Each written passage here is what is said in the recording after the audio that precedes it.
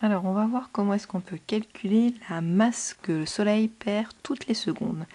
Donc d'abord, il faut savoir que le Soleil, il va perdre de la masse au cours du temps, parce qu'il va consommer l'hydrogène dont il est formé au cours des réactions nucléaires. Dans le Soleil, il se passe des réactions de fusion. D'après l'équivalence masse-énergie, si on a une libération d'énergie, alors on a forcément une perte de masse. Donc on va se demander, mais comment est-ce qu'on peut la calculer, la masse que le Soleil perd toutes les secondes? Pour cela, dans les données, il vous faut la puissance rayonnée par le Soleil. Donc P dans ce cas-là serait égal à 3,96 10 puissance 26 watts. Et le temps, comme c'est toutes les secondes, le temps, ça sera une seconde. Qu'est-ce qu'on sait? On sait que l'énergie, c'est une puissance fois une durée. L'énergie sera en joules, la puissance sera en watts et la durée sera en secondes.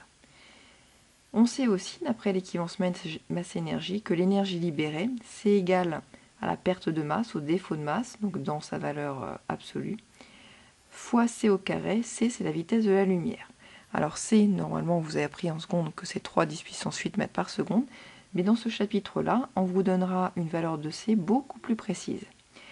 Petit rappel, les valeurs absolues, qu'est-ce que ça fait? Eh bien, si la valeur que j'ai à l'intérieur est négative, par exemple moins 2, ça me donne une valeur positive. Donc valeur absolue de moins 2, c'est 2.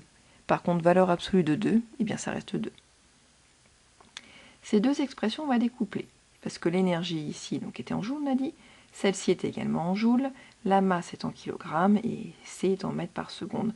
Donc cette expression-là peut très bien s'appliquer au cas de l'énergie nucléaire qui est libérée.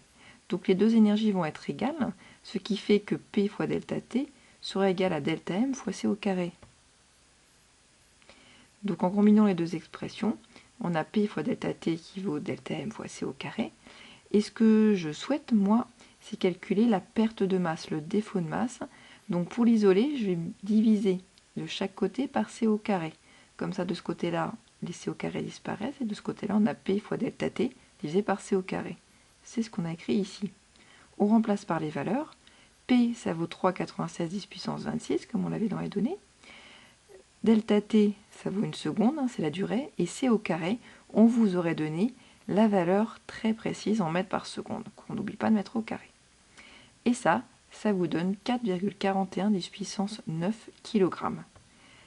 Donc cela veut dire que la masse du Soleil va diminuer de 4,41 millions de tonnes par seconde.